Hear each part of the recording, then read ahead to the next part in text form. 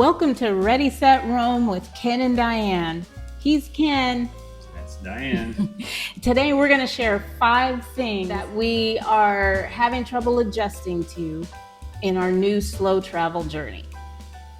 Starting with number 5, not owning our own home. That's an adjustment for me because, well, we knew it going in. Of course, you know you're not going to have your own mattress and your own pillows and your own comfy chairs. I mean, we were well aware of that. But then what do you do about it? We're going to leave in a few months. We're not going to go out and buy new stuff. You know, that's the thing is whenever you get into an Airbnb or a hotel, there's so many different variables. So you just kind of have to roll with what's there, you know. Say you're supposed to be getting a king size bed, you get there and it's a double bed. So, you know, or 2 singles that you have to push together. There's 2 singles and you can't, you know, you don't have a cushion to go over the top of that, you know. So you have that little divot in between you all night. So yeah, we're adjusting to that. Number 4, the next issue that we have, the next adjustment is the pace of how things are. The pace of daily life. Here in Panama especially, because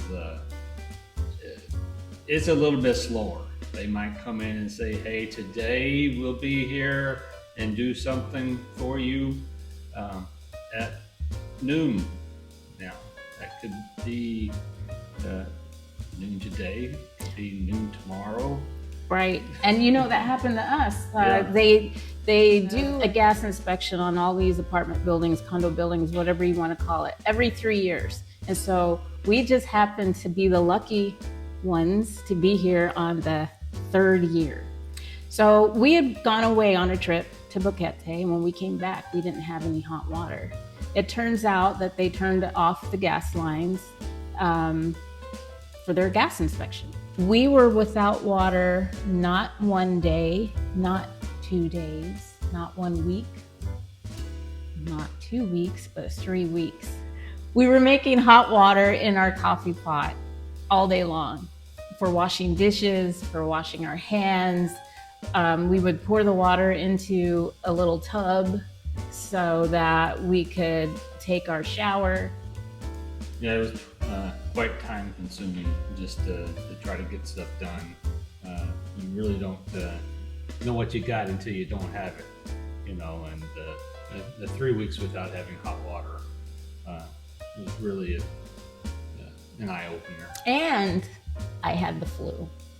Yeah, it's always nice to take a hot shower when you're not feeling well. You can get in there and it'll just kind of soothe you.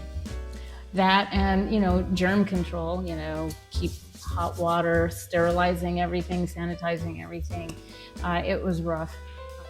But anyway, they came back and said at the 3-week mark and told us that they were going to be back that afternoon to turn the gas on. I thought they meant that afternoon. Oh, that's what they said. So. That's what they said, but it wasn't that afternoon.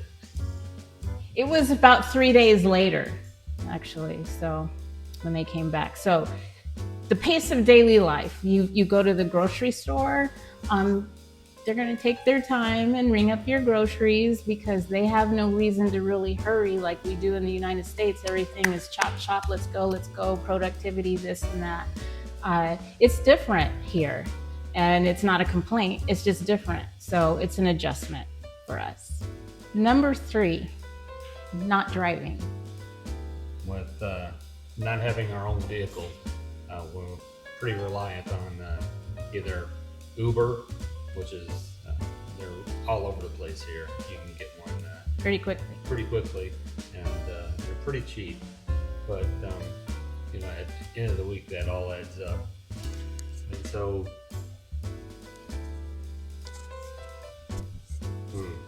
okay. Number 3, not driving.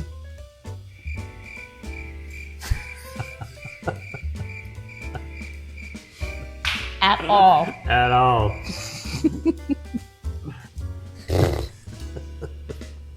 All right.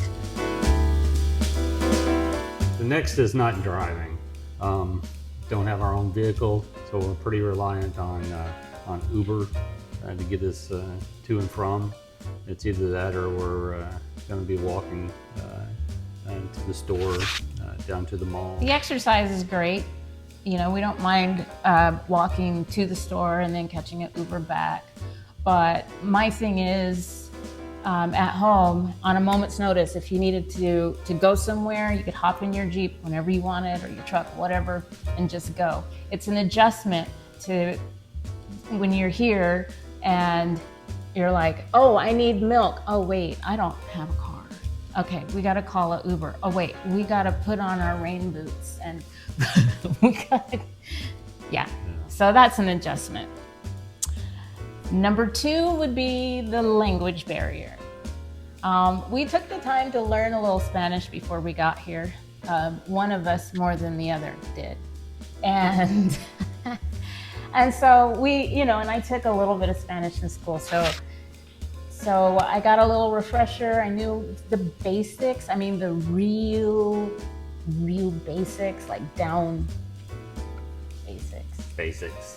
I would call it basics. But they talk really fast here, and the Spanish in Panama is a lot, I won't say a lot different than Spanish everywhere else, but it is different. They have their own like little dialect. Yeah, they shorten a bunch, have a bunch of abbreviations for everything. So it doesn't matter what Spanish you've learned elsewhere in the U.S. or Mexico or over in Spain, it's different here. It's different here. They shorten a lot of things. We've been able to get everything that we need and get everywhere that we need to go. With Google Translate, we've been able to get into some of the more intense conversations that we've needed to have. But for the most part, a lot of people here speak English. If they don't speak well, they still speak enough so that we can get the ball rolling. But it's still a little barrier, and we're having to try to adjust to.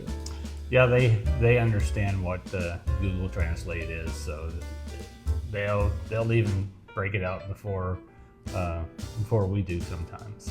Yeah. The number 1 adjustment.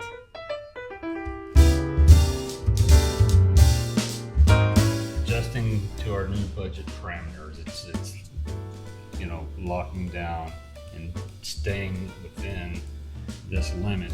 Yeah, well, I'm not working now. And so now we're just living off of his retirement. So we are prepared. We wouldn't have made this move if we didn't feel that we could afford it. But it's not like we're doing this with unlimited funds and I can just run out whenever I want and get all of the clothes and all the dresses and all the pretty little souvenirs, everything that I'm going to send this to my daughter and I'm going to this. No, there's really have to have a disciplined mind. So that's a little bit of an adjustment for me. Yeah, I'm usually pretty well on to that. I've been running the numbers for a while since we've been together, so I always have a notebook out, doodling some numbers, trying to make sure that we stay in our budget. So yeah, he has the budget written out for the next 2 years, actually, and all of the variables that could possibly happen. He's got a little sidebar for this. So good job, Chief. that's what I do. Yeah. So there you have it. Those are the 5 challenges that we have so far to slow traveling. If any of you know of any other challenges that we might come up on and have any tips or tricks that we could use, go ahead and drop that down in the comments. All right, thanks for watching.